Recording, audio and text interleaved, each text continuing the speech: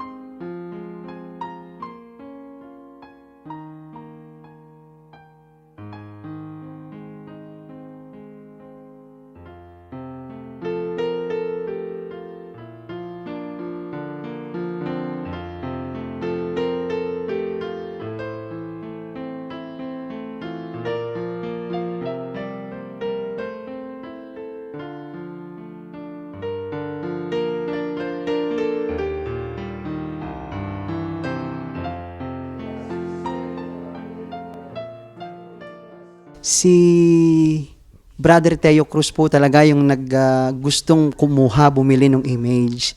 And then sabi ko sa kanya, baka naman pwedeng ako na yung bumili kasi meron ka ng image na wood. Sabi niya sa akin, hindi, gusto ko. And then dumating na yung July, tinanong ko siya, kinamusta ko, hindi niya pala nakuha yung image. 2020 din po. So ang ginawa ko, sabi ko sa kanya, pakikontak mo naman yung nagbebenta at sabihin mo na interesado ako. Sa Pateros po ito, si Mr. Lawrence Castillo. May gawaan po sila na talaga, ang ginagawa nila ay images ni Santa Marta ng Pateros. Pero nagkataon daw po na 10 years ago, kaya ako na-fascinate lalo doon sa image, 10 years ago may nagpa-commission sa kanila. Tapos hindi na daw po ito kinuha. And then sabi po nung si Mr. Castillo, kung hindi daw po talaga devotee ng Mary Mediatrix of All Grace, hindi niya talaga ipagbibili yung image. So dumating po siya sa akin, hindi po maayos yung katatayuan niya, hindi kumpleto ang pintura. Dumating po siya sa amin is September 8, 2020. And then nung September 12, ang ginawa kong una talaga, ipinabless ko siya sa simbahan. Tapos yung kaibigan ko na nag-aayos naman kay Santo Niño de Providencia, ipinainkarna ko siya, dumating siya ng December 8, 2020 din. Pero na-notice ko noong December 28, 2020, doon sa mata niya, parang nagkaroon ng mga droplets. Pinakita ko sa tita ko, sa tapat kasi niyan may ref. Sabi ng tita ko, baka daw yung pag binubuksan yung ref, na-absorb nito, nagmo-moist, baka yun ang posibleng nangyayari. So, sabi sa akin ni Brother Teo, alisin ko ang droplets, alisin ko. So, wala na pong sumunod na nangyari. Pero nung dumating na po yung May 31, feast day niya, tapos katapusan naman po ng Flores de Mayo, 2021 na po yun, ililipat po siya namin ng lugar kasi magpo-Flores de Mayo kami, nag-flower arrangement ako. Pag angat ko sa kanya, yung ilalim niya, yung ilalim ng base, as in puno ng oil. Pero hindi naman ang duda, pero ang ano ko kasi, bakit amoy sulignum? Kasi yung pong ilalim nito hanggang taas diyan, bukas po yan. Ang tawag po doon sa mga nag-uukit, binansoy, kasi para hindi pumutok yung kahoy. Hanggang dito po siguro. Ngayon po, itinanong ko po doon sa nag-inkarna kay Brother Renz. Ang sabi niya sa akin, ang composition kasi ng sulignum ay hindi oily dapat. Ay bakit nagkaroon ng maraming oil? So, Sabi po ni Tayo, bali walain mo pa din, aalisin mo, tapos kung gano'n ang mangyayari, di. Pero yung pong sa buhay ko, nung dumating siya ng September 8, ay may hiniling ako sa kanya. September 12, nung mabless siya, yung tao na sabihin na natin na pinagkasalahan ko ng mahabang panahon, may 4 years kaming hindi nag-uusap. Birthday niya ng September 14. Sabi ko doon sa tao, almost 4 years na po ang lumipas, sana naman mapatawad yun na ako. Alam po ba niyo nung September 13, tinawagan niya ako sa telepono at pinatawad niya ako. And then akala ko doon po matatapos na, so napatawad niya ako. Aba hindi. Yung pong tao na ito before umalis nitong pandemic, magpunta ng Amerika, pinuntahan niya ako sa Cavite. Sasabihin ko po sa inyo, hindi ko po maipaliwanag yung pakiramdam ko. At may dala siya sa akin naman ng image ng St. Joseph. At magpahanggang sa ngayon po, nalaman niya ito, nangyaring ito, kinuwento ko sa kanya. Siya ang isang nagpursige sa akin na ang puntahan ko ay ang Bishop Ramon. At sabihin ko ang mga nangyari at humingi ako ng panalangin kay Bishop. So, ang ginawa niya, from US, tinawagan niya yung driver niya, ipinadrive niya ako papunta kay Bishop. And then, nung umaga na yon, inilahad ko kay Bishop yung lahat ng nangyari, sinabi ko sa kanya, may dala akong oil galing dito. Pinakita ko sa kanya. Pansin namin, may mga pangyayari talaga na napakabilis niyang mag-oil. Pero may mga araw naman po talaga na parang droplets lang siya. Ganito po kasi nangyari. Nasa Cavite yan. So, nung umuwi po ako noong December 23, iniuwi ko yan dito sa bahay namin sa may labas. And then after po noon, hindi na po uli ako nakabalik dito. So, ando doon siya. Doon tumitira yung tatay ko. Na hospitalized po ang tatay ko nitong January. Pagkalabas niya ng February 14, sabi ko sa kanya, dito po siya sa kabilang bahay lumabas. Ang sabi ko sa kanya, idalhin natin dito yung image at dito muna. May ginagawa pong cabinet dito sa kabilang bahay, kaya wala pang tumitira po dito. Actually, wala pa nakakalipat nung time na yon. So, dito sabi ko sa tito ko, baka pwedeng dito muna dalahin. So, yun po ay Wednesday. So, Webes po ng gabi, kita ng tito ko kaming dalawa bago siya lumabas at dito din natulog sa kabila. Pinunasan ko siya, pero ang pinunas ko sa kanya ay ito yung basahan, tela. Nung kinabukasan ng umaga, na kasi nagpapatay siya ng ilaw dito, nagwawalis, nakita niya daw dito sa may ilalim na ito, may liquid. Yung walis tambo niya na ginagamit, hindi umusod. Tapos nung makita niya ang Blessed Mother talaga, kinilabutan siya.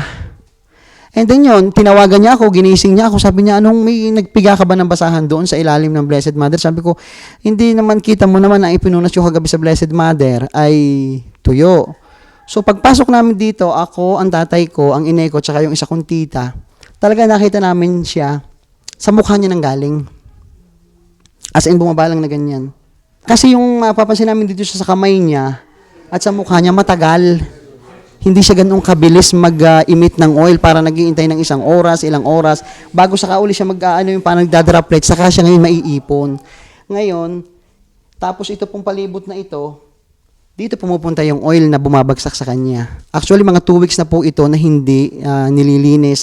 Tapos, ang napapansin talaga namin, before siya mag-secrete ng oil, namamango muna dito sa loob ng bahay at napakarami na pong nakawitness niyaan. Puro ako tinatanong ng tao, ano ang mensahe ng Mahal na Birhen? Hindi ko alam ang sasabihin ko. Sabi ko, hindi naman tipong may kasunod na mensahe. Ang sabi ko sa amin, lahat naman ng aparisyon ng Mahal na Birhen ay ang kanyang hinihingi ay ang magdasal ng rosaryo. Kung may greatest miracle before pa nag-oil ang Blessed Mother, ay yung tatay ko. Ayan, andyan siya. Ang tatay ko, ang kanyang personality, hindi siya gayong kadiboto. Malayo siya sa sakramento. Although ako nasa simbahan, matagal ako nasa simbahan, never akong namilit sa kanila. Dahil sabi ko, kung gagawin ko yon, walang merito silang makukuha. Gusto ko dumating yung time na sila mismo yung sasama sa akin. And then, hindi ko, nung kinuwento ko sa kanya yung tungkol sa, nung makuha ko itong image na ito, ang sabi niya sa akin, ano ka baga naman, ang dami mo ng santo, hindi ka pagka tumigil. Sabi niya ganyan. Sabi ko, hindi, parang sabi ng mahal na birhen, kunin ko siya. Ganon. So, nung may kwento ko sa kanya ang tungkol sa Our Lady of Lipa, kasi sa totoo lang po, yung kahit mga taga dito, hindi naman nila nauunawaan ng Mary Mediatrix of All Grace. Ang alam nila, nakaputi, akala nila kung saan galing yan. Pag sinabi ko sa kanila na ang Mediatrix of All Grace ay local apparition, na-amaze sila na, ganun, hindi gayang katulad. Kasi sa mga typical na Katoliko, ang mahal na birhen iisa.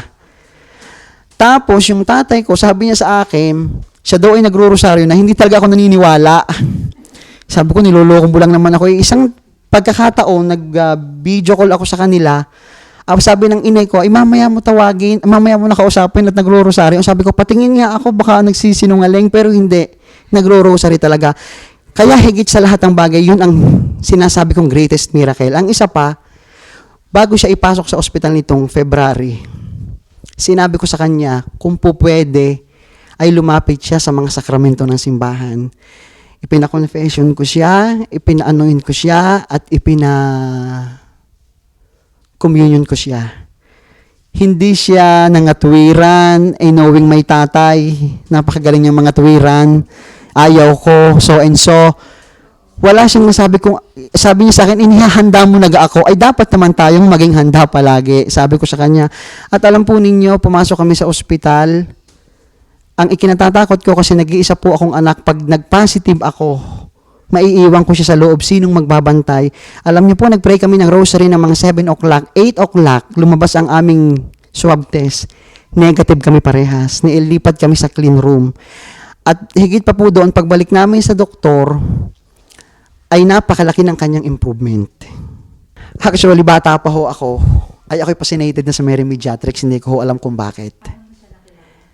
Kasi ho, talaga nagmula yun sa mga kalendaryo eh. Nakikita ko Mary Mediatrix, mahal na birhen nakaputi, tapos nga nung magkaroon na po noon ng yung every 12 ng September, pumupunta po talaga ako doon. At saka talaga pong mahihilig ako sa mga santo, pero hindi ko po alam bakit naging gayon ang fascination ko sa Mary Mediatrix of All Grace. Tapos nga po, inia-attribute ko sa kanya kasi nung time na yung malaking kasalanan ko, hindi ko ito ikakahiyang sabihin. Yung malaking kasalanan ko na ginawa. Kasi sabi ko talaga, pag ang konsensya mo na ang umusig sa iyo at hindi ka naman tunay na masamang tao, hindi mo talaga kayang itago na. Ang masaya, yung isa kong kaibigan na umuwi from Singapore, August yun, 2017, umuwi siya ng Singapore, sabi niya, tulungan ko daw siya mag-discern at gusto niyang pumasok ng pagmamadre. So kaming dalawa, pumunta kami sa Carmel, 3 o'clock siguro yon, sa Marian muna, tapos sa Carmel, hindi niya alam na may mabigat na akong dinadalang problema, mabigat na mabigat. Humingi ako ng sign sa Blessed Mother, kailan kaya ako aamin sa kasalanan kong nagawa? Kasi parang ako'y in denial pa nung una sa kasalanan kong ginagawa eh. And then dumating na sa point na pag-akyat namin ng apparition site, nagkatingin ng kaming dalawa na mangunang roses. Sabi ko, sa isip ko, hindi ko sinasabi sa kanya yun ang isang sign. Sabi niya, amoy mo. Sabi ko, oo. Tapos, nung paglapit ko sa image ng Blessed Mother's apparition site, may isang paru-parong puti. At yun ang hiningi ko sa kanyang sign. Inamin ko yung kasalanan ko. Sasabihin ko sa inyo, hindi ko ito ikahihiya. Kung ginusto akong ipakulong noong tao, ay more than pa doon ang pwedeng gawin sa akin. Pero hindi niya yung ginawa. At ako'y naniniwalang yun ay dahil sa paghingi ko ng tawad sa kanya at inamin ko ang mga kasalanan ko through the guidance of the Blessed Mother.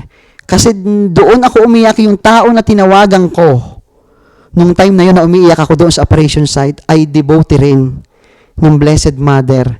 Dahil may nangyari sa kanya noon na inopera siya sa Spain o hindi ko alam, nasa tour sila. Nakita niya sa operation, during the operation, ang Divine Mercy at ang Mary Mediatrix of All Grace. Kaya pag tinatahi-tahi ko yung mga nangyari sa akin hanggang ngayon, talagang kunikonekta.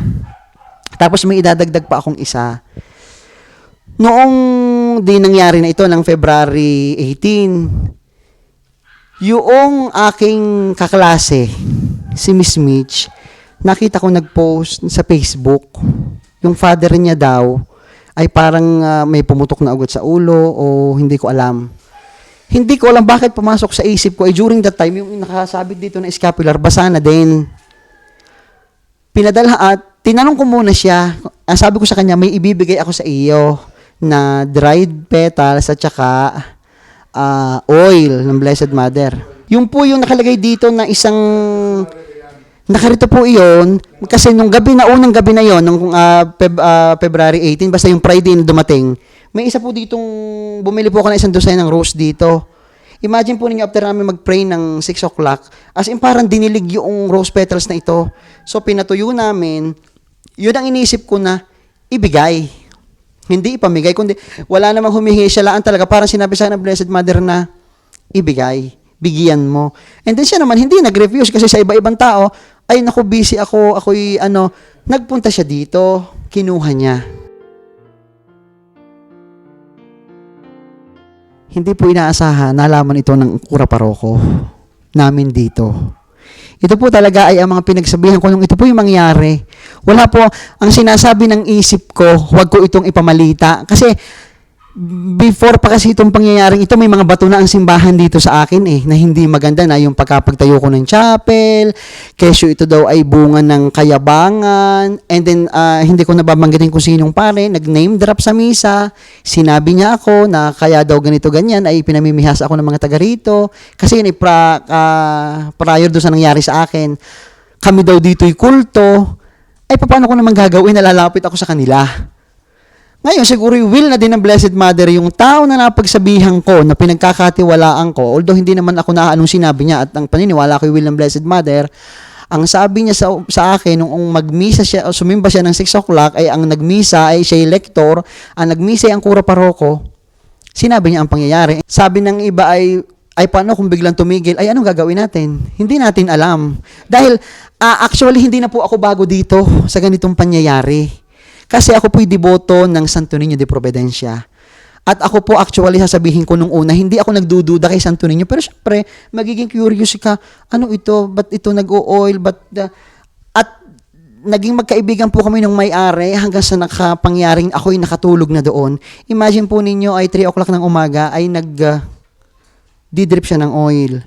Dinala namin siya kay Dr. Lab, 4 o'clock ng hapon hanggang alas 3 ng madaling araw, hindi din siya tumitigil ng pagdidrip. Pero para din po siyang ganito. At ang mga tao po nakakaalam, ang gusto nila sumalok dito ng balde-balding oil. Sabi ko, hindi naman ang Blessed Mother tipong gasolinahan na nagsisikrit ng oil na ganoong kadami. Mayroong mga time na droplets, may time na parang pawis. Sa akin po wala namang problema. Sige lang po. Pero ang mahihiling ko po sana, kung mayroon mang gustong gawin pagsusuri, dito gawin. Hindi ko na po kasi alam kung anong gagawin ko. Ang sinasabi po ng puso ko, ang nang-isip ko, wag na akong tumanggap ng bisita. Pero syempre, ang mahirap lamang po sa kalooban ko, magpipigil ako ng mga tao na gustong magdasal. Kasi unang-una, hindi naman po kami nagbebenta rito ng kahit na ano. Hindi ko rin naman po sila pinipilit na... Actually, mayroon pong isang mag-asawang taga Las Piñas na kaibigan ko. Panay po ang pa-charming nila sa akin na andi dito daw sila sa San Jose. Hindi ko pinapansin. Kasi nga baka dumaan. And then yung isa ng kaibigan ko, ang tumawag sa akin na, hoy, pansinin mo daw yung isa nating kaibigan kasi nagme-message sa iyo. Nakapunta rin po sila dito. At nagplano nga po silang mag-pilgrimage ng marami. Doon na po ako naratel. Hindi ko na po alam ang gagawin ko. Kaya sabi ko sa kanila, pakiusap, huwag na muna sa ngayon. Ngayon pala hindi ko na talaga mapigil. Talaga lang hanggat kung sila huy nagsasabi, talaga kung hindi ko pinapayagan, ano po kasi ang magagawa ko, meron po kasing dumadating na lamang dito. Ay alam nga naman pong ipagdamot ko ang mahal na Birhen, ay ang gusto lamang naman nila yung magdasal. Hindi ko rin alam kung ito'y will ng Blessed Mother. Hindi ko rin alam kung bakit ako nakapagpagawa ng chapel. So may chapel po ako dyan. Hindi ko malaman pagkapangyari sa akin ng mga hindi magandang pangyayari sa akin before po yung nangyari ng August, July, na itayo ang chapel na yan. Sa haba po ng panahon, pero noon lamang po nangyaring maitayo. July 2017 po yon. So ang sabi ko po kay Brother Charlie, ano po kaya hindi ko malaman kung ano ang dahilan. Bakit nagkakapera naman ako, kami ay hindi ko na ipatuloy-tuloy itong chapel na ito.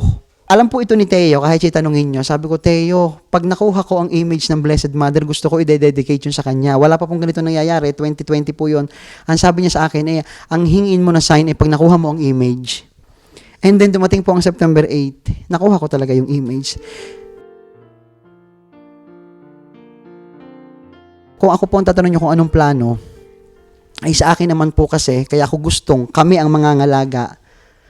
Kasi pag po kasi nasa simbahan, dumarating po talaga yung pagkakataon na nag-iiba-iba ang pamunuan ay hindi po nagiging gayong kaano ang pag-iintindi sa imahen.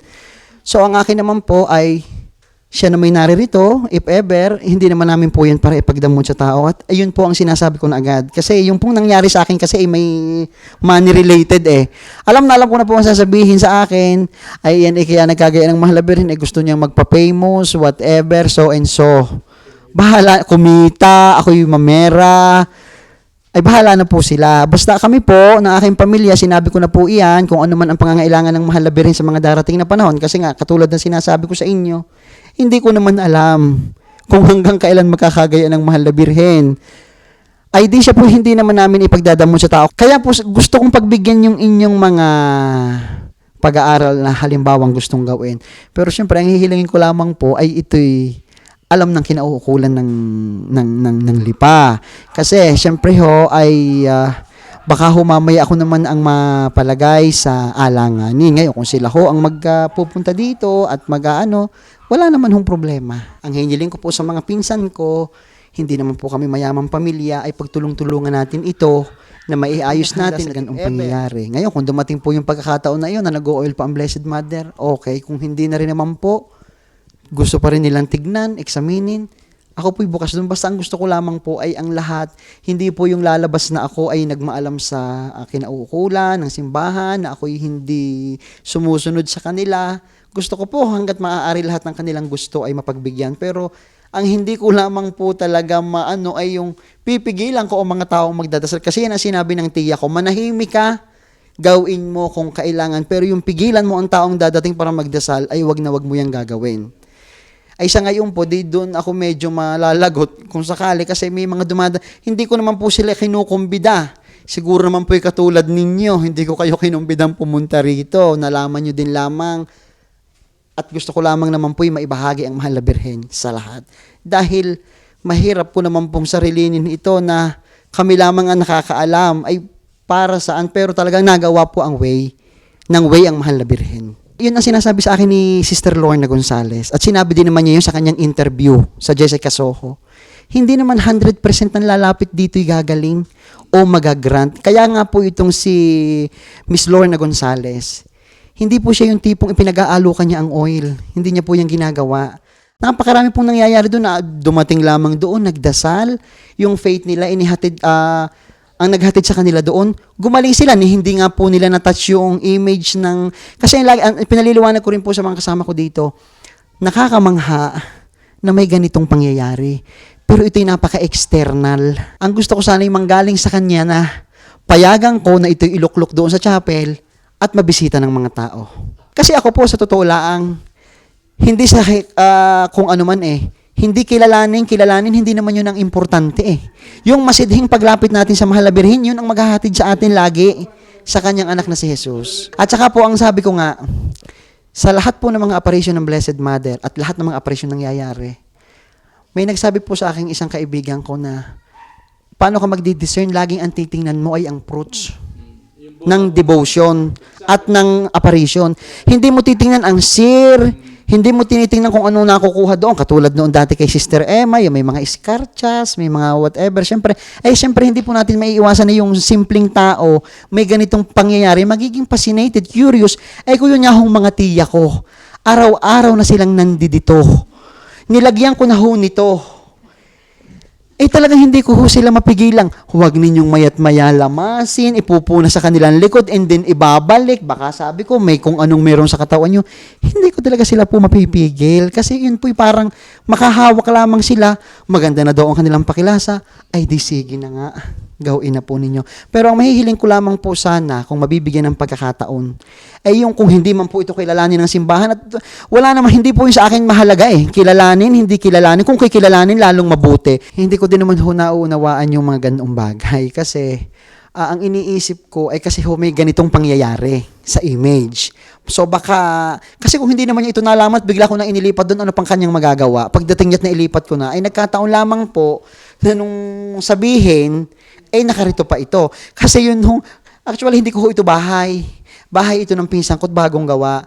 Ang sinasabi ko sa kanya, gusto kong ialis na dito ang image, hindi dahil ayaw ko nang nakarito, kasi siyempre, magpapapasok ako ng tao, tatanggap ako ng bisita, ay hindi naman ito aking bahay. Siyempre, parang, ay sabi niya sa akin ako, kahit pa ikadiin na habang buhay ang mahalabirin, ay wala namang problema. Pero siyempre, katulad po na sinasabi ko, may gustong magdasal, hindi makapagdasal ng maayos. Kasi naririto sa loob ng bahay. Ay mayroon naman pong chapel. Ang inaano ko lang po kasi siguro, ayaw kung sa akin manggagaling yung paghingi ng direktiba sa kanila, na baka sabihin nila ako'y nagde-demand ng kung ano-ano. Kasi ako naman po ay hindi ko hinihingi sa simbahan na kilalanin na kanilang puntahan, which is duty po nila yung gawin Actually, hindi, yun po sinasabi ko kay Brother Charlie, hindi naman pwedeng ang tawagin ko rito ay ang chief nurse. Hindi ko rin naman pwedeng tawagin ay ang chief of police kasi wala naman silang kinalaman dito. So, hindi ko naman din sila pwedeng pilitin na, hoy, ako'y pansinin nyo na, tignan nyo na, hindi para kilalanin, kundi i-check nyo kung may kinakailangan. Hindi ko po yung pwedeng gawin. Basta ang akin na lamang pong mahihiling sa ngayon, talaga kasing ang gusto ko, ay mai-intro siya sa chapel. At yun ang sa tingin ko'y proper na gawin. Hindi ko sinasabing hindi proper na naririto sa bahay kasi dito nangyari. Ngayon, nasabi nga ng tita ko na nasa Cavite, yung bahay na pinanggalingan niya doon. Sabi niya, bakit naman ang Blessed Mother hindi pa dito nag-oil sa amin ng tuloy-tuloy? Sabi niya ganyan. Ang sabi niya sa akin ay, kung ako sa iyo ay ang pinakatama ay ilipat ng chapel at mapagdasalan doon ng mga tao. Hindi ako magsabi ng oo ng hindi. Kasi ayaw ko na baka mamaya sabihin, ayan na naman ito. Kaya na naman so and so. Hindi ho.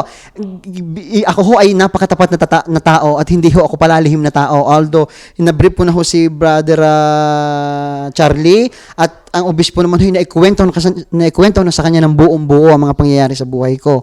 At kung gusto niyo hong kausapin yung tao na sinasabi kong pinagkasalahan ko na ngayon ay mahal na ako at gusto nang makauwi at gusto niyo na daw makita ang mahal na birhen, darating ho siya ngayong katapusang ito ng Marso. At mahigit pa ho sa nag-oil ang mahal na birhen doon sa milagrong natamo ko sa kanya sa nangyari sa amin. Ito hong klase, ito hindi ko naman balik kaklase, kabatch ko ho ito. Si Miss Mitch, ho ang magsasabi sa inyo. Alam ho ninyo, related pa rin ho. Yun hong pamilya na kumuha sa akin noong December 23. Kinuha ho akong ninong ng isang doktora at hindi ko ho aakalaing gagawin yun. Kasi ang doktora ho is 38 years old, ako ay 29 years old. At kaya nila yung ginawa sa akin ay dahil sa pagmamahal ko sa Mary Mediatrix of All Grace at pagmamahal din nila sa akin. Hindi ko po akalain na makikita ko siya kasi siya ang event coordinator nung time na yon. At hindi rin naman ho kami talaga close. Hindi ko ho alam bakit nung ang kanyang papa ay magkasakit ay parang sinabi sa akin ng Blessed Mother na gawin mo ito, sabihin mo iyon. Magandang araw po sa lahat. So, ako po si Michelle Amazona de la Peña. Isa po akong event coordinator o mas kilala po kami bilang event planner. Last February 26, so kami po ay may pupuntahan sa Alabang. So, sabi ko po sa father ko, alauna kami po ay aalis na. Dahil alas 10 nga po ang meeting. Ngayon, pagdating po nila, hindi po natuloy ang meeting ko. Na-adjust po ng alauna. Yung dapat ialis namin, siya palang nadating po ng kliyente. So, ang meeting po namin ay naging alauna hanggang alas 3. So, sabi ko sa father ko, tayo ay luluwas pa din. Wala naman tayong hinahabol na tao. So, kahit tayo ay gabihin ng pag-uwi, wala naman pong problema. So, meaning po, from 10 to 4, kasi 3 natapos. Mga 4 pa po kami nakaalis ng opisina. ang tatay ko po'y pahinga. Kumbaga po siya ay nasa kwarto lang. So siya ay nakapahinga. Ngayon, nung umalis po kami ng Lipa ng alas 4 ng hapon. Ayos po kami sa biyahe. Kinaon po namin ng aming kasama. Kami po ay masaya. Ka-exit lang po namin ng Alabang, nakapagtanong pa po siya sa akin ng saan ko kayo ibababa, sa lugar ba na ito? Ako po ay may pag-imik pa na sige po. Ngayon po, nanonotice na pala nung kasama ko po na wala namang sasakyan sa harapan. Tumitigil daw po ang sasakyan namin. Na siya namang hindi ko po nanonotice dahil ako po ay busy sa cellphone. Ngayon, nung malapit na po kami sa aming pupuntahan, siya po ay umimik. Na ang sabi niya ay, pero hindi na po niya ako malingon. So, siya po ay nasa driver's seat, ako naman po ay yung katabi. Mitch, masama ang lasa ko. Tuwid pa po iyon. Napalingon naman po ako na, ano po, yun ang normal naman nating nagiging reaksyon. Ang sumunod na po niyang salita, at na po agad. Para ako na-stroke. Iba na po agad ang kanyang imik, utal na po agad. So nagpanik na po ako na, hazard, handbrake. Tapos po, ang tatay ko pa rin ang nakapag-handbrake. Tapos medyo po nag-minor na po kami kasi liliko na po kami sa pupuntahan namin. And then pagbaba namin ng sasakyan, as in paralyzed po agad ang half body. So, napakabilis. And then, ang tendency po namin, kasi sa family po namin, hindi na bago ang stroke. Kasi po yung lolo ko died, yun po ang kanyang sakit. So, sabi ko, ay, stroke ito. Ano po? And then, yung una po naming hospital na pinuntahan, since hindi po kami familiar sa lugar, ay hindi po kami tinanggap. And then, ang sumunod na po ay Asian Hospital kasi sa Alabang po siya. So pagdating naman po ng Asian, tinanggap kami. 3 doktor ang lumapit, 4 na nurse. As in, ang bilis po ng po nila sa aking father. And then, ako po, ang iniisip ko lang ay stroke. Hindi ko po alam na ang stroke pala ay iba-iba. Marami pala po siya. So, ipapakita ko po sa inyo na ito po ay isa na parang ako po ay nanlumo dahil nung nakita ko po ang resulta ng aking ama ay brain po agad. So, ang laki po. Sobrang laki po kung makikita nyo po yung CT scan niya. Opo, so biglang may pumutok na pala agad na yes, parang ang bilis po. Ang tawag po talaga dito po ay hemorrhage stroke. Na hindi po siya kasi yung stroke na natamo ng lolo ko. So, though parehas po sila ng naging symptoms na half body ay paralyzed, ang lolo ko po walang pumutok sa brain niya. Na yun po yung hanggang ngayon po ay palaisipan sa amin na bakit ganito po ang tinamo ng aking father. Ano po? And bigla pong si Sir Aram ay nag-chat po agad sa akin na anong nangyari. Kasi po yung brother ko po ay nag-post na parang pray for our tatay. Na ako that time hindi ko po siya magawa na magpo-post ako kasi ako po yung kasama ng father ko. So, wala akong oras na uunahin ko pa ba ang pagpo-post.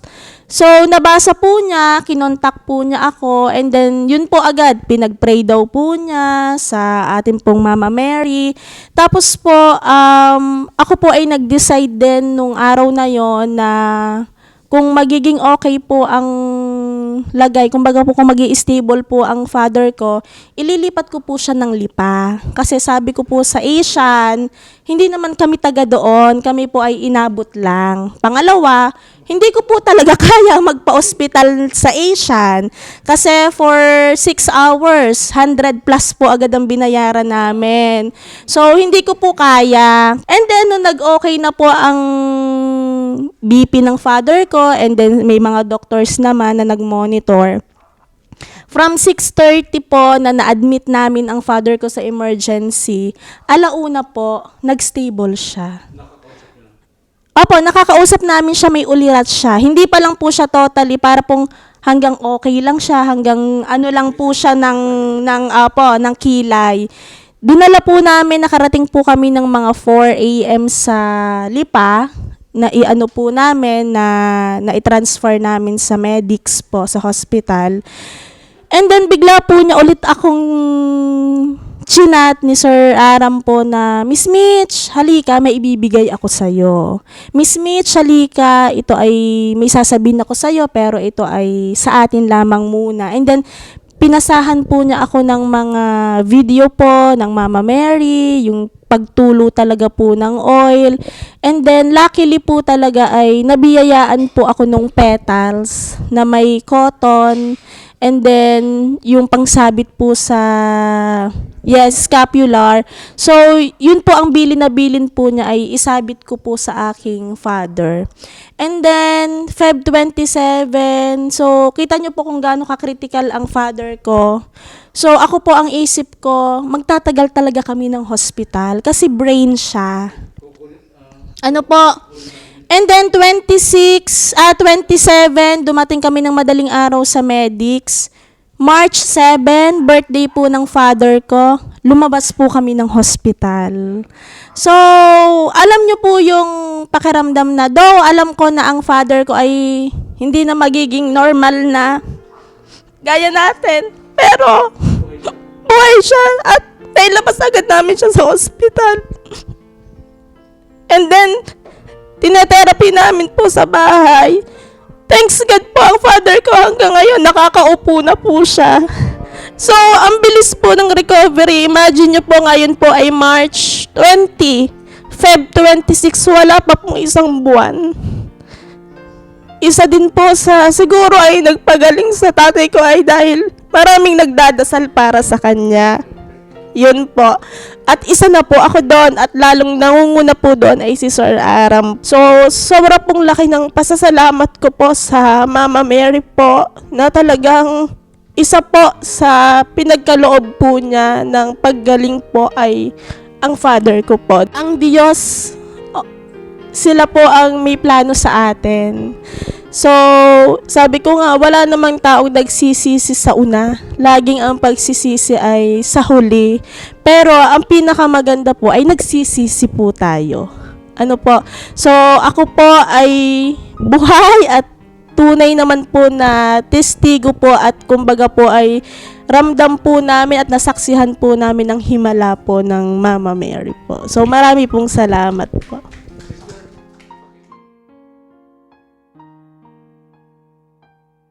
Ako'y naniniwalang hindi lamang ang kailangang gamutin ay ang physical. Lalo't higit ay ang mental, spiritual, at emosyon. Minsan wala tayong mapagdalhan doktor niyan eh. Hindi tayo kayang gamutin minsan ng doktor sa mga bagay na yan at tangi yung pananalig, pananampalataya at pagmamahal natin sa kanila ang magpapabuti sa atin, magpapagaling.